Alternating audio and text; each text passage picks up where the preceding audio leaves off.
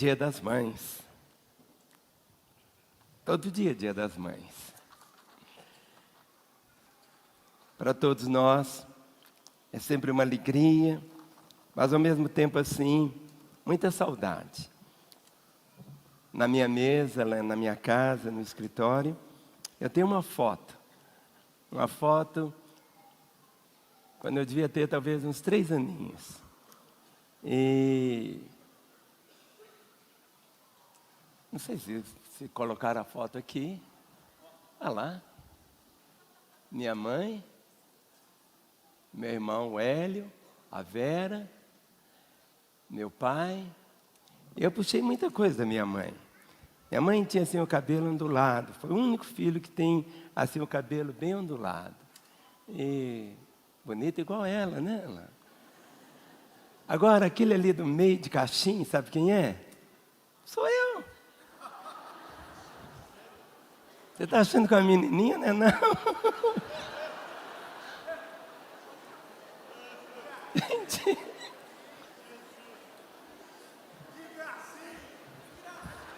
Há 65 anos atrás, gente. Gente.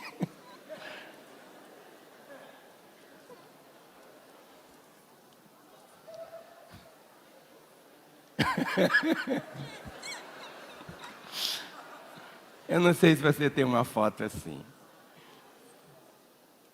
Mas todos nós carregamos no nosso DNA algo tão precioso, que é essa herança. Eu vejo o apóstolo Paulo, já velho, e havia dentro do coração dele uma saudade, como existe no meu, no de você, uma saudade da mãe. Não é assim? Então eu queria que você tomasse sua Bíblia agora, mesmo assentado. Quero que você levante bem alto sua Bíblia.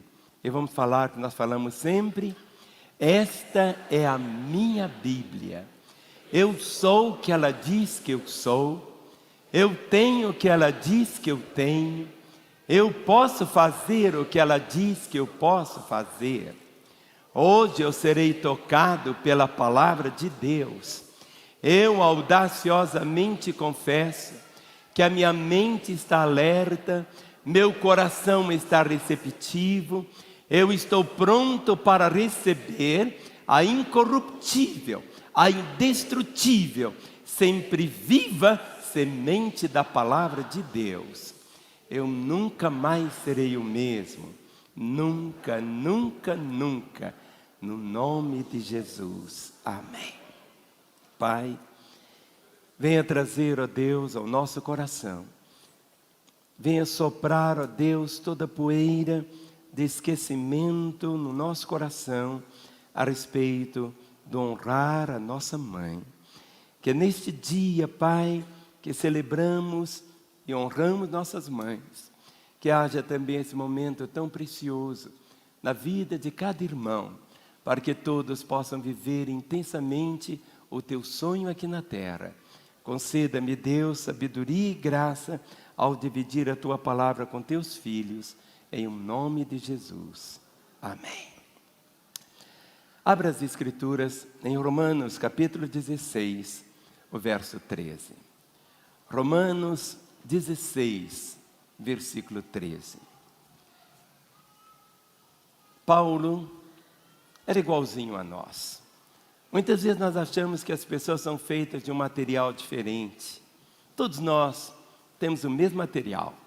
O Senhor nos fez do pó da terra, colocou dentro de nós sentimentos.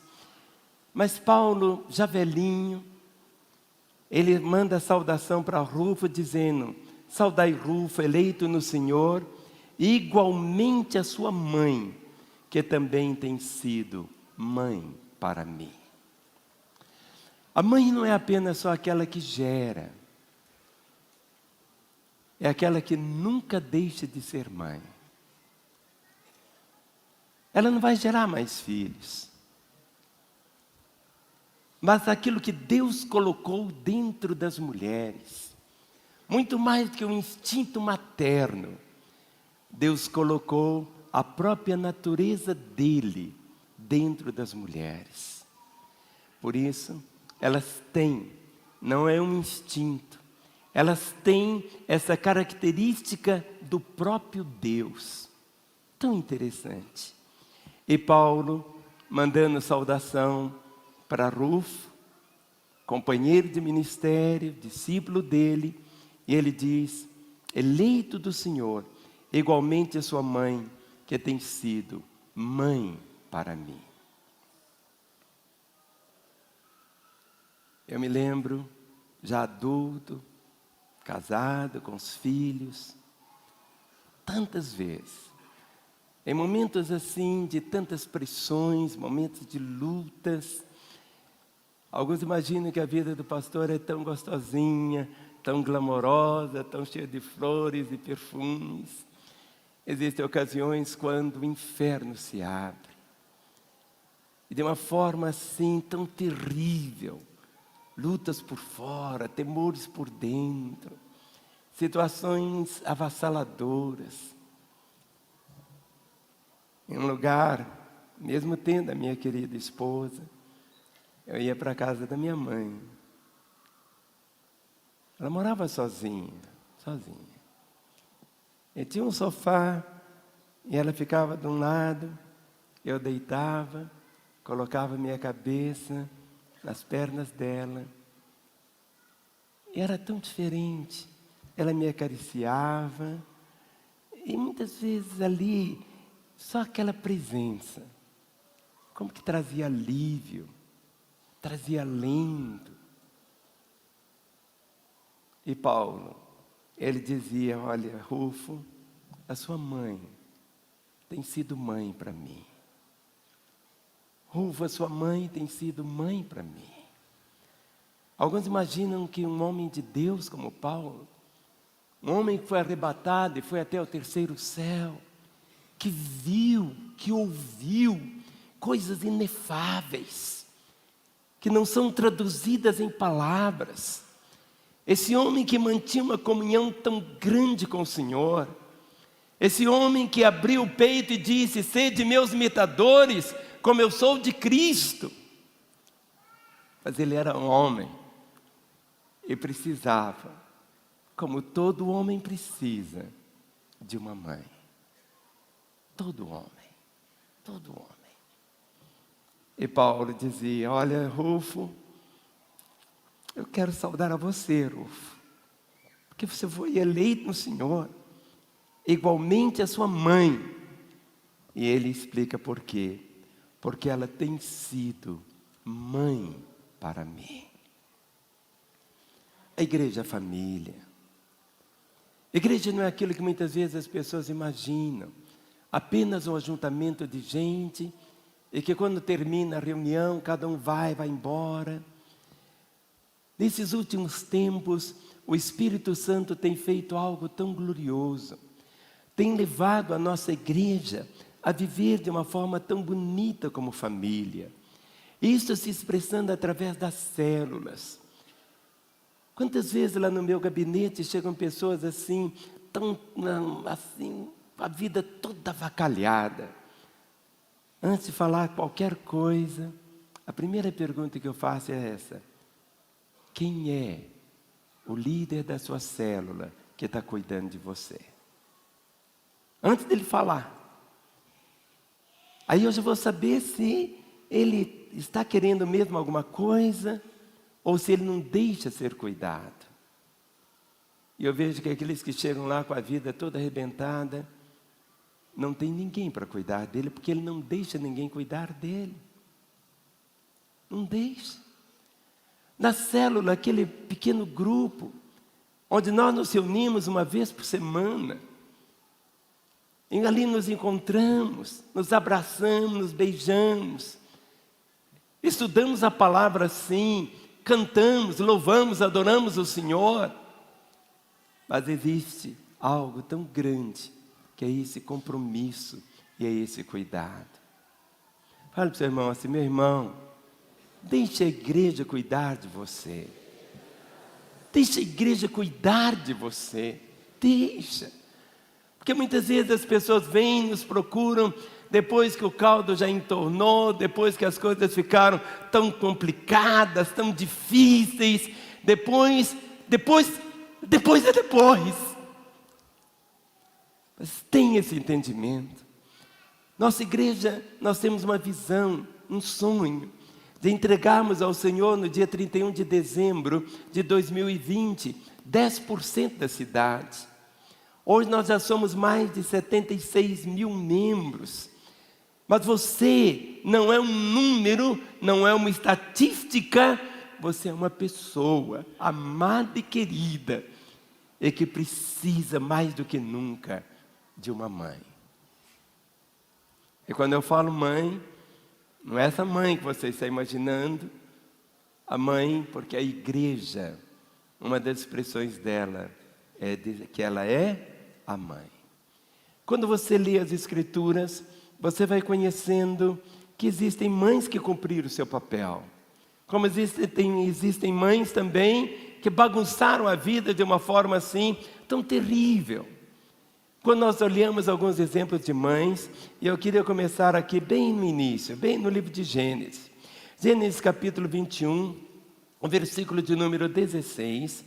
Gênesis 21, 16, fala a respeito de Agar, que foi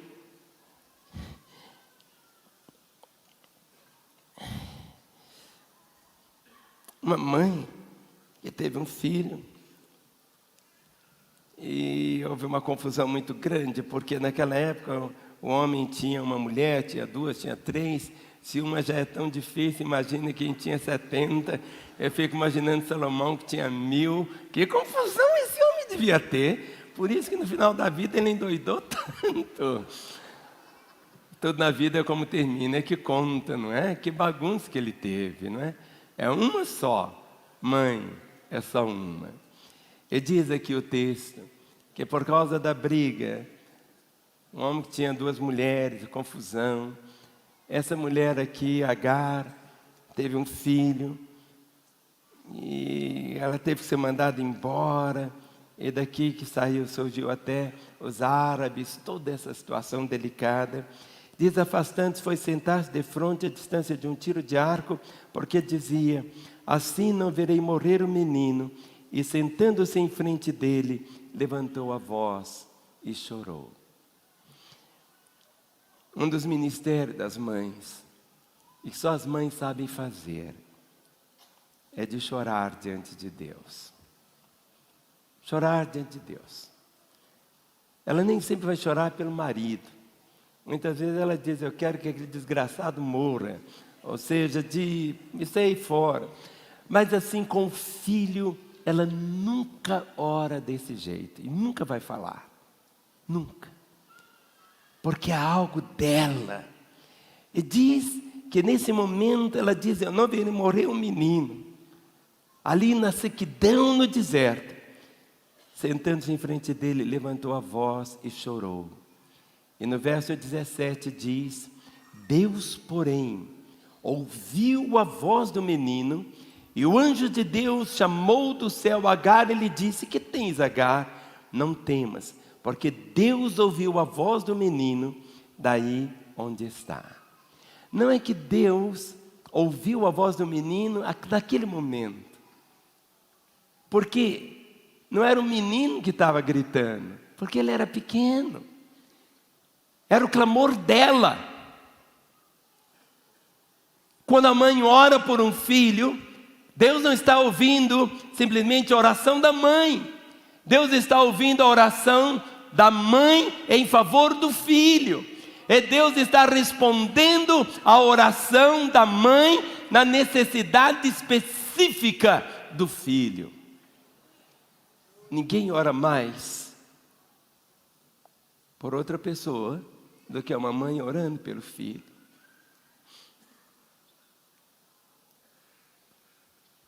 Eu já casado com filhos, mais de 40 anos, era difícil eu sair da casa da minha mãe sem ela orar por mim.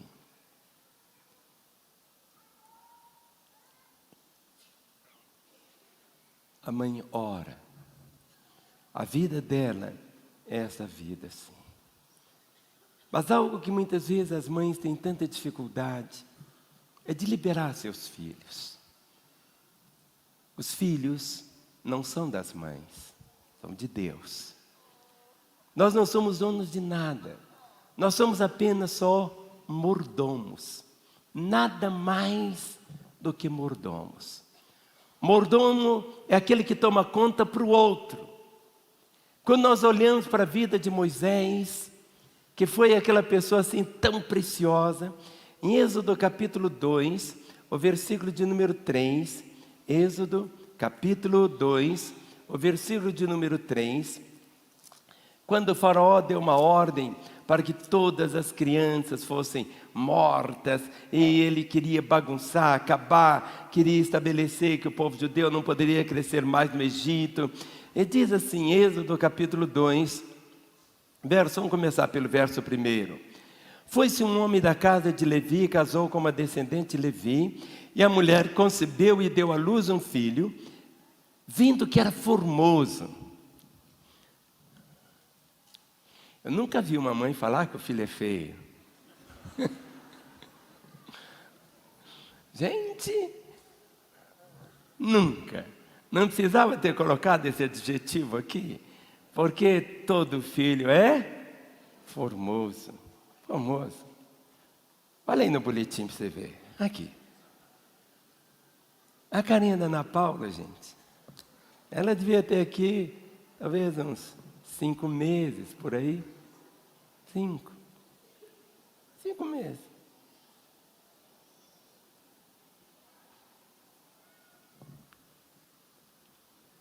Ela podia falar que era bonita, né?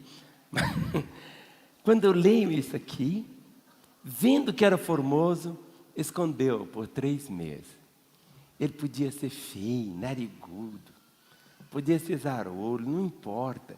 Para a mãe, é o filho, é a pessoa mais linda. Mais linda. Mãe que é mãe, quem tem olhos assim de mãe. O grande problema é que a mãe só vê a beleza, depois é difícil, né? Ver os defeitos. E aí diz que a criança tem uma coisa que está ligada a ela, que é a estutícia. E a estutícia é a feiura. E a única maneira de consertar a feiura é, ó. Gente, põe a foto ali do meu pai novamente. Lá na cozinha de casa, pendurado na cozinha, sabe o que tinha? Um chicote. E esse chicote cantava, meu pai. Meu pai tinha uma voz linda. Eu puxei minha mãe era tão desafinada, não cantava nada. Nada, mas imagina alguém que era desafinada. Eu puxei isso da minha mãe. Ela não conseguia cantar, nem eu. Mas nós dois éramos os que mais cantávamos dentro de casa. Mas agora, lá o meu pai. Quantas vezes o chicote cantou? A última vez, eu tinha talvez 14 anos. Porque quando eu tinha 15, ele faleceu. Mas diz aqui que a feiura, a estultícia está ligada ao coração da criança. Mas a vara afastará dele. Quem quer ter filhos bonitos, precisa usar a vara. E diz aqui que ela concebeu e deu à luz um filho, vendo que era formoso, escondeu por 3 meses. Verso 3.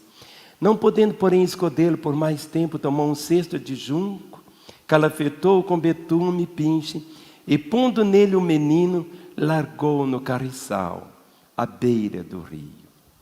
Há um momento na nossa história, há um momento que a mãe deve fazer isso, soltar e deixar o filho ir, o destino que Deus tem preparado para ele.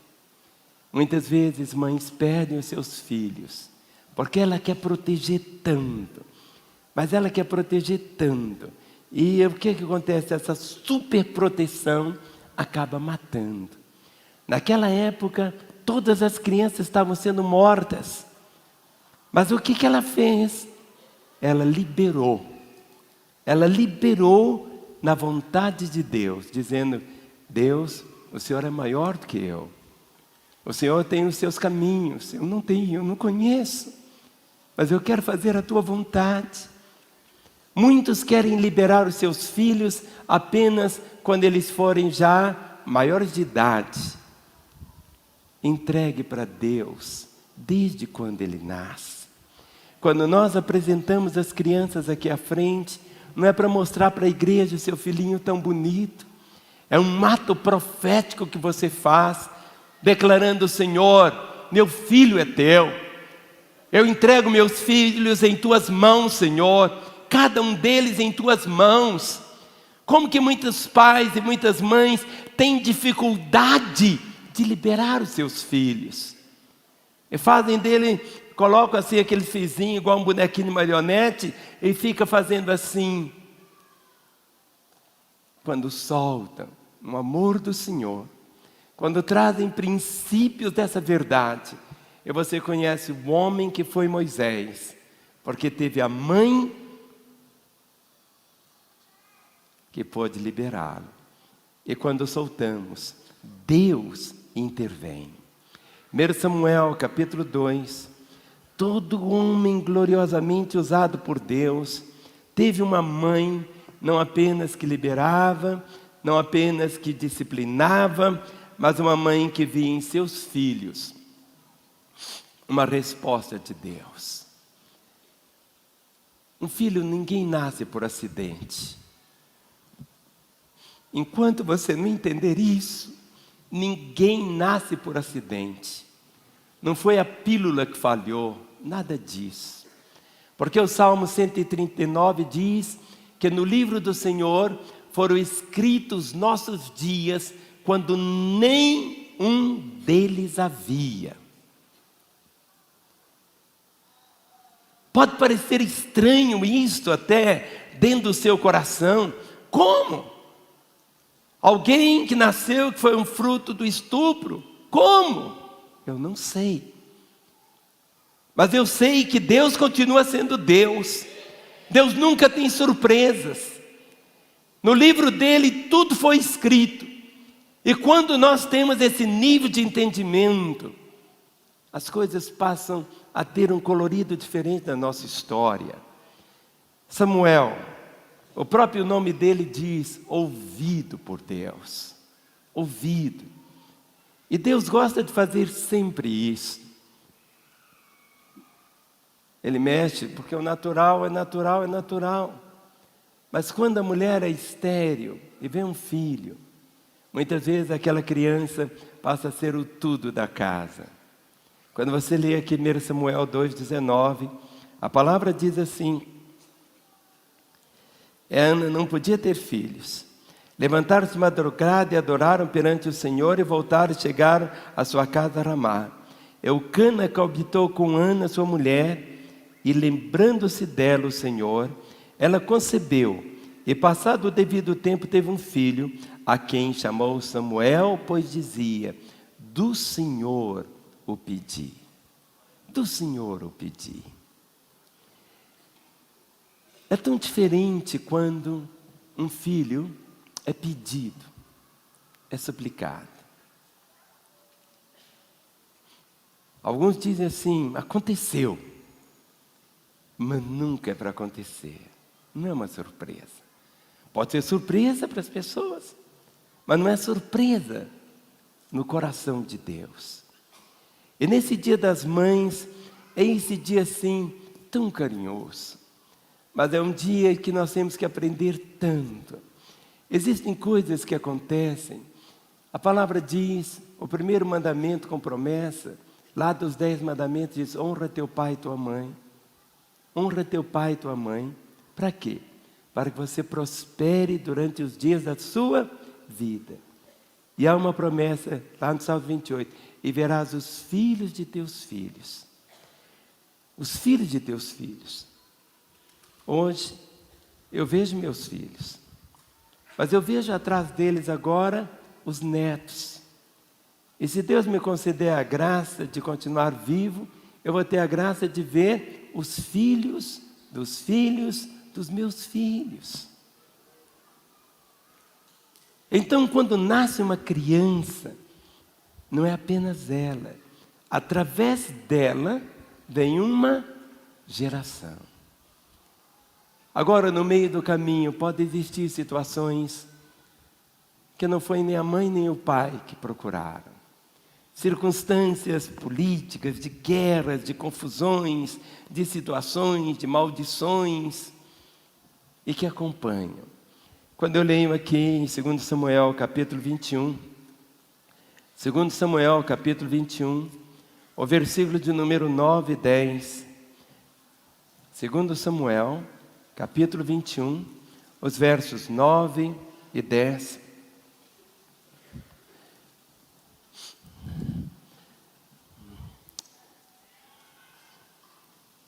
Saul foi um rei que fez tanta besteira, gente.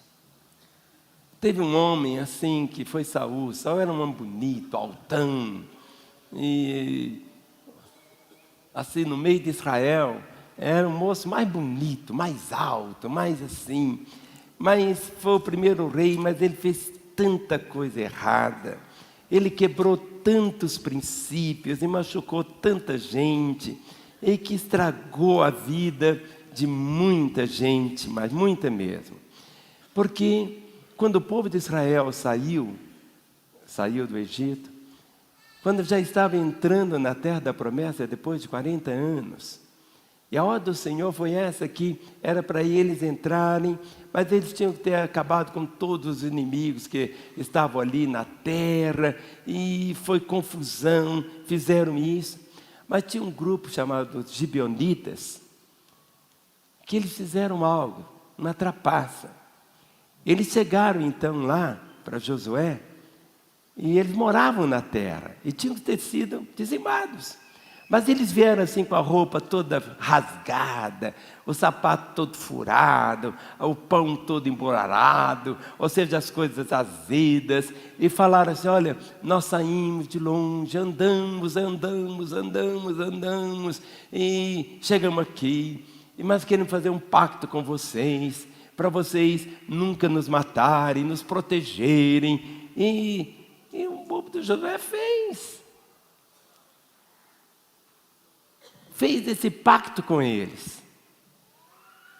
Depois descobriram que tudo aquilo era mentira, eles eram vigaristas, fizeram aquilo só para ter a proteção. Eles moravam lá pertinho, estavam do outro lado da montanha.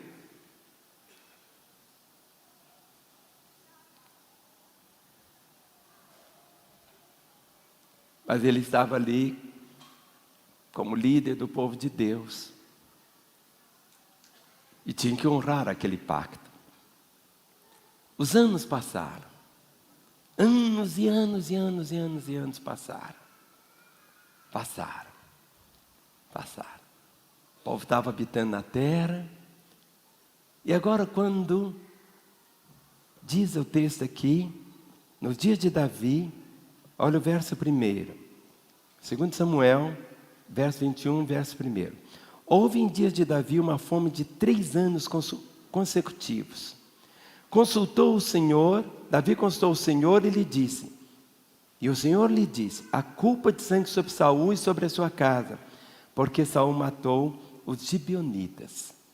Saul tinha matado os gibeonitas, esses que eles tinham feito lá com Josué um pacto que não podiam matá-los, e Saul matou. Algo que você nunca pode esquecer, que a maldição sem causa não vem. Entenda isso, a maldição sem causa não vem. Muitas vezes até na sua vida financeira, você percebe uma maldição. O Senhor disse a respeito dos dízimos, Ele disse assim: com maldição sois amaldiçoados. Quando uma pessoa deixa de ser fiel dizimista, Ele chama para ele o quê? A maldição para ele e para sua descendência também. Como a bênção, o Senhor honra a sua palavra. E o que aconteceu aqui? Durante 3 anos, sabe o que é? Seca. Tudo murchou, plantava, não vingava nada, a água desapareceu, tudo. 3 anos de seca. Só depois de 3 anos que eles foram procurar a Deus. Quando as coisas começarem a bagunçar na sua vida, não espere passar 3 anos, não. Não espere passar 1 ano. Não espere passar 1 semana. Não espere passar 1 dia. Por isso que a palavra diz: não deixe que o sol se ponha antes que você resolva alguma coisa. O tempo não vai resolver nada.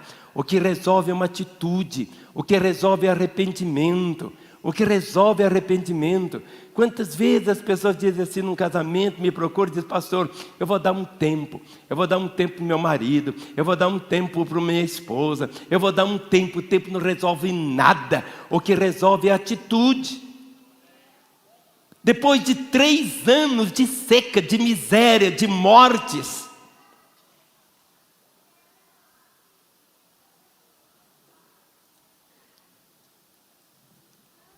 que Davi vai consultar o Senhor. Quando as coisas estiverem bagunçadas na sua vida, basta 1 dia. Não precisa 3 anos. É 1 dia. É 1 dia. 1 dia. Não se põe o sol. Resolva. Tem hora que me dá vontade de esmagar pessoas que oram assim: ó Deus, perdoa a multidão dos meus pecados. Eu fico pensando como é que ele conseguiu fazer uma multidão de pecados num dia só. Porque todo pecado confessado e abandonado acabou. Nem Deus lembra. Se você chegar para ele e perguntar: Deus, o Senhor lembra dos meus pecados de ontem, quando eu confessei ao Senhor? Deus vai falar: qual? Porque ele não lembra. Deus escolheu apagar da sua memória. Agora, o que aconteceu? Aí eles lembraram o que havia acontecido. O que Saul tinha feito: matado os gibeonitas. E veio a fome e veio a miséria. E Davi então busca: o que eu vou fazer? O que eu tenho que fazer? E a coisa mais absurda parece. Eles procuraram os gibeonitas, olha aqui no versículo 4. Verso 4. Vou ler o texto todo, porque assim vocês vão conhecer melhor. 21. Houve em dias de Davi uma fome de 3 anos consecutivos. Davi consultou ao Senhor, e o Senhor lhe disse: a culpa de sangue sobre Saul e sobre a sua casa, porque ele matou os gibeonitas. Verso 2. Então chamou o rei os gibeonitas e lhes falou. Os gibeonitas não eram dos filhos de Israel, mas do resto dos amorreus, e os filhos de Israel lhe tinham jurado poupá-los. Porém Saul procurou destruí-los no seu zelo pelos filhos de Israel e de Judá. Verso 3. Perguntou Davi aos gibeonitas: que quereis que eu vos faça? E que resgate vos darei para que abençoeis a herança do Senhor? Então os gibeonitas lhe disseram: não é por prata nem ouro que temos questão com Saul e com a sua casa, nem tampouco pretendemos matar pessoa alguma em Israel. Diz Davi: que é pois que quereis que eu vos faça? Verso 5, responderam ao rei: quanto ao homem que nos destruiu e procurou que fôssemos assolados, sem que pudéssemos subsistir em limite algum de Israel, de seus filhos se nos deem 7 homens, para que os enforquemos ao Senhor em Gibeá de Saul, o eleito do Senhor. Disse o rei: eu os darei. É fácil dar os filhos dos outros para ser enforcado, né? Saul disse: eu vou dar. Verso 7. Porém o rei poupou a Mefibosete, filho de Jonatas, filho de Saul, por causa do juramento ao Senhor que entre eles houver, entre Davi e Jonatas, filho de Saul. Verso 8. Porém tomou o rei os 2 filhos de Rispa, filha de Aiá, que tinha tido de Saul, a saber, Armoni e Mefibosete, como também os 5 filhos de Merabe, filha de Saul, que tivera de Adriel, filho de Barzilai, Meolatita. Verso 9. E os entregou nas mãos dos gibeonitas, os quais os enforcaram no monte perante o Senhor. caíram 7 juntamente. Foram mortos no dia da ceifa, nos primeiros dias, no princípio da ceifa da cevada. Então Rispa, filha de Aiá, tomou um pano de saco e os estendeu para si sobre uma penha, desde o princípio da ceifa, até que sobre eles caiu água do céu, e não deixou que as aves do céu se aproximassem deles de dia, nem os animais do campo de noite. Foi dito a Davi o que fizera Rispa, filha de Aiá, e concubina de Saul. Então foi Davi, e tomou os ossos de Saul e os ossos de Jonatas, seu filho, dos moradores de Jabes-Gileade, os quais os furtaram da praça de Bet-sean, onde os filisteus os tinham pendurado no dia que feriram Saul. Dali transportou os ossos de Saul e os ossos de Jonatas, seu filho, e juntaram também os ossos dos enforcados.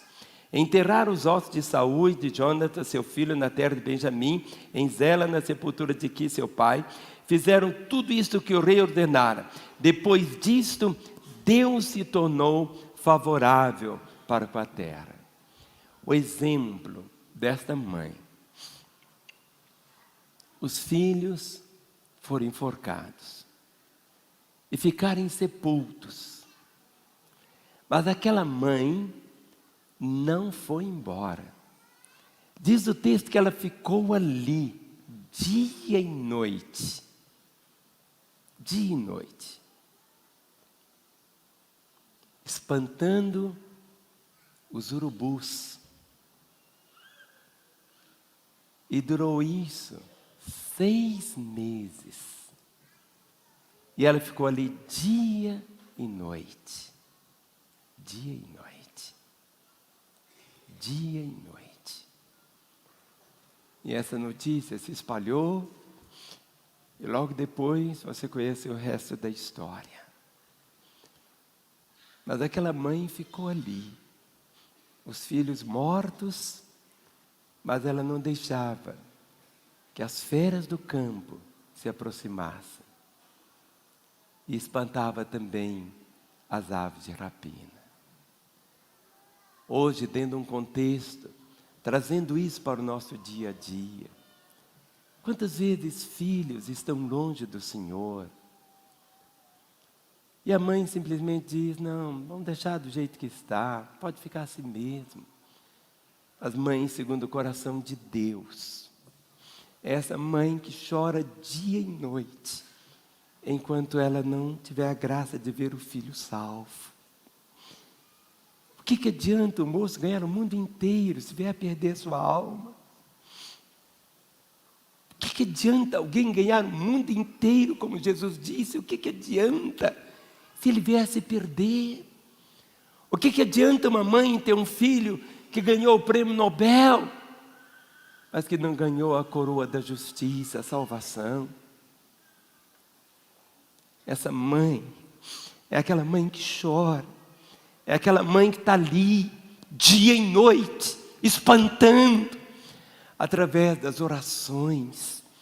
O diabo veio para matar, roubar, destruir. E a mãe sabe o que é a vida, o que é a vida abundante, trazendo isto para nós, dentro do nosso contexto hoje. Não apenas o privilégio, mas a responsabilidade tão grande, mas tão grande mesmo, de cada um poder dizer, eu e a minha casa serviremos ao Senhor. Mãe, Davi, um dos filhos que sucedeu foi Salomão. E foi o homem mais sábio. E é tão interessante que a sabedoria dele não foi porque ele descobriu isso, inventou aquilo outro. O único exemplo que tem aqui na Bíblia de sabedoria de Salomão, você encontra exatamente aqui, 1 Reis capítulo 3, 1 Reis capítulo 3, que o único exemplo que você vai encontrar na Bíblia que espantou as pessoas, que todo Israel ficou conhecendo a sabedoria de Salomão, não foi porque ele construiu o templo, não foi porque ele era um grande engenheiro, não foi porque ele era isto e aquilo outro, mas o exemplo está aqui, no que toca a mãe. 1 Reis, capítulo 3, verso 16. Dê uma cutucada no irmão que está dormindo aí perto de você e diz, acorda, irmão. Isto. Vai dar uma cutucada mesmo nele. Isso. Diz assim: então vieram 2 prostitutas ao rei e se puseram perante ele. É porque eu vi um irmão dormindo, então eu devia estar orando por ele. Talvez ele não tenha dormido bem à noite. E não tinha uma mãe para acordá-lo também. Então vieram 2 prostitutas ao rei e se puseram perante ele. Disse uma das mulheres: ah, Senhor meu, eu e esta mulher morávamos na mesma casa, onde dei à luz um filho. No 3º dia depois do meu parto, também essa mulher teve um filho. Estávamos juntas. Nenhuma outra pessoa se achava conosco na casa, somente nós ambas estávamos ali. 19. De noite morreu o filho dessa mulher, porquanto se deitara sobre ele. Levantou-se à meia-noite, e enquanto dormia tua serva, tirou-me a meu filho do meu lado, e o deitou nos seus braços, e a seu filho morto deitou nos meus. Levantando-me de madrugada para dar de mamar a meu filho, eis que estava morto. Mas reparando nele pela manhã, eis que não era o filho que eu dera à luz. 22. Então disse a outra mulher: não, mas o vivo é meu filho, o teu é o morto. Porém esta disse: não, o morto é teu filho, o meu é o vivo. Assim falaram perante o rei. Então disse o rei: esta diz: este que vive é meu filho, e o teu filho é o morto. E a outra diz: não, o morto é teu filho, e o meu filho é o vivo. Disse mais o rei: trazei-me uma espada. Trouxeram uma espada diante do rei. Disse o rei: dividi em 2 partes o menino vivo, e dai metade a uma e metade a outra. Então a mulher cujo filho era vivo falou ao rei, porque o amor materno se aguçou por seu filho, e disse: ah, Senhor meu, dai-lhe o menino vivo, e por modo nenhum mateis. Porém outra dizia: nem meu, nem teu, seja dividido. Então respondeu o rei: dai a primeiro o menino vivo, e não mateis, porque esta é sua mãe. Todo Israel ouviu a sentença que o rei havia proferido, e todos tiveram profundo respeito ao rei, porque viram que havia nele a sabedoria de Deus para fazer justiça.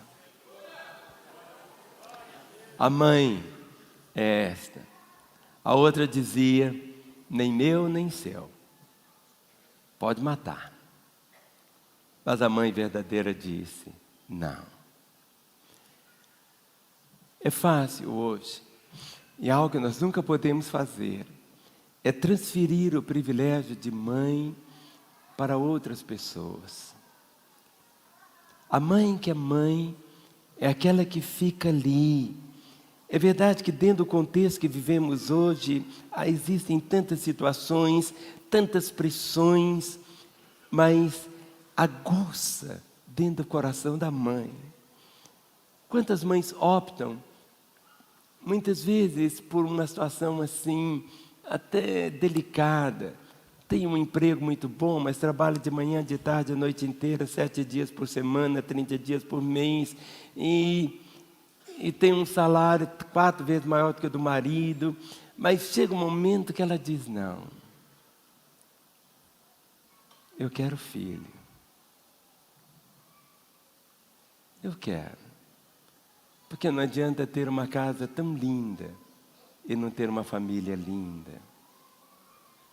Os valores vão se mudando. E algo que nós precisamos como igreja é ter essa compreensão. E Deus, Ele se manifesta como Pai. Mas há aquele sentimento no coração de Deus de mãe também. Coloque-se em pé e abra comigo em Isaías 49, o versículo 15. Isaías 49, o versículo de número 15.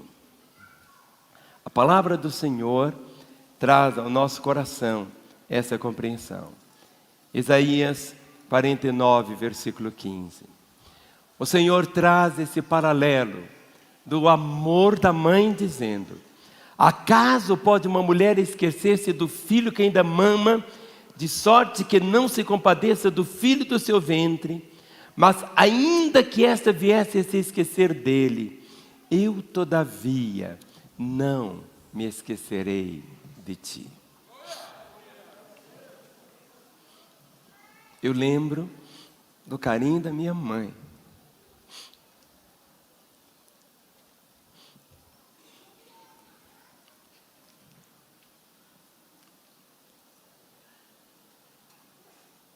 Mas quando eu leio isso aqui, acaso pode uma mulher esquecer-se do filho que ainda mama, de sorte que não se compadeça do filho do seu ventre?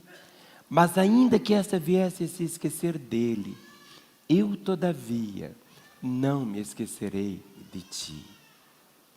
Deus não esquece de você.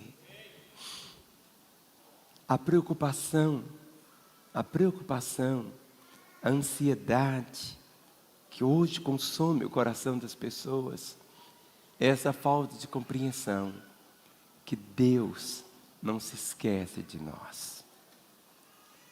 Nós podemos nos esquecer dele, mas ele não se esquece. Quantos fios de cabelo nós temos? Ele não se esquece. Deus é o Deus Todo-Poderoso, é. Nós não conseguimos ver toda a extensão do poder do Senhor, mas nesse sentido, quando você vê a graça do amor da mãe, como uma mãe não se esquece do seu filho, não esquece. Assim o Senhor diz, eu não esqueço de você. Põe sua Bíblia aí no banco, dê a mão aí ao irmão que está ao seu lado. No Novo Testamento, a mãe que é mais conhecida foi Maria, a mãe de Jesus. Durante todo o tempo da gestação, o milagre acontecendo. Aqueles anos passados no Egito, longe de Israel, no meio de toda a idolatria do Egito, a criança cresceu. Aos 12 anos, pela primeira vez, é levada ao templo. E aconteceu algo. Logo depois de tudo feito, José e Maria foram caminhando. E caminharam 3 dias sem a criança. Levou 3 dias. Que terreno está aqui? Eles tiveram que voltar 3 dias. E acharam Jesus onde tinham deixado. No templo. Perderam Jesus no templo. Muitas pessoas perdem Jesus no templo. Perdem Jesus nas doutrinas. Quantas crianças, os pais, por causa de doutrinas, saem de uma igreja, vai para uma igreja com doutrinas assim, tão diferentes, ao invés de ter Jesus, tem mais doutrina do que vida. Perde. E Jesus estava lá. E volta novamente agora. Não menciona mais. Aos 30 anos, Jesus inicia o seu ministério. 3 anos. O dízimo dos seus 30 anos. Viveu intensamente cumprindo o ministério, que terminava na cruz. E diz aqui o texto que nós vamos ler, que eu quero ler, que é exatamente esse aqui de João. A palavra diz assim, João 19, 25. E junto à cruz estava a mãe de Jesus. Os discípulos, quando Jesus foi preso, foram embora. Um deles, pelo remorso, se enforcou. Mas a mãe estava presente, junto à cruz. O que passava no coração dela, vendo o seu filho esmagado daquele jeito. Junto à cruz estava a mãe de Jesus, e a irmã dela e Maria, mulher de Clopas e Maria Madalena. Jesus, vendo sua mãe junto a ela, o discípulo amado disse: mulher, eis aí o teu filho. Fala com João. Depois disse ao discípulo: eis aí tua mãe. Dessa hora em diante, o discípulo a tomou para casa. E João cuidou dela até a morte de Maria. Para nós, os filhos, o único mandamento é esse: mandamento de honra, de obediência. E que neste Dia das Mães você possa renovar dentro do seu coração não apenas a alegria de ser mãe, minha irmã, mas você deve ver em seu filho como se fosse o próprio Senhor Jesus. Cuide dele, seja exemplo para ele, seja referencial, seja carinho para ele, ame. E você que tem a sua mãe ainda, filho, procure honrá-la. Procure honrá-la. Não adianta depois levar flores para o cemitério. Não tem mais o perfume. Porque a beleza da flor não é a própria flor, é quem recebe a flor. O que você puder fazer, faça enquanto ela está viva. E tudo que ela pede, a Bíblia pede do filho é isso: filhos, obedecei os vossos pais em tudo. Ah, minha mãe é careta, minha mãe é isso, minha mãe é aquilo, minha mãe é aquilo. Ela é mãe. Ela é mãe. Descanse, tome posse dessa verdade. E que a nossa geração possa ser uma geração diferente. Eu tenho uma netinha de 3 meses. Eu oro pelo marido dela. Talvez eu não tenha nem nascido ainda. Ou quem sabe, pode ser até seu filho que vai casar com ela. Eu oro. Não comece a orar depois que as coisas acontecem. Porque fé é você chamar a existência as coisas que não são, como se já fosse. Quando eu olho aqui o rostinho da Ana, Deus fez muito mais do que eu podia pensar ou imaginar. Como eu olho para o Dedé, Deus fez muito mais do que eu posso imaginar. Quando eu olho para a Mariana, Deus fez muito mais do que eu posso imaginar. Você, mãe, viva o seu papel apenas. Viva o seu papel. Você não é dona dos seus filhos. Quem é o dono é Deus. Nós somos apenas mordomos de tudo que Ele nos deu. Invista. Seja o exemplo. Seja o exemplo.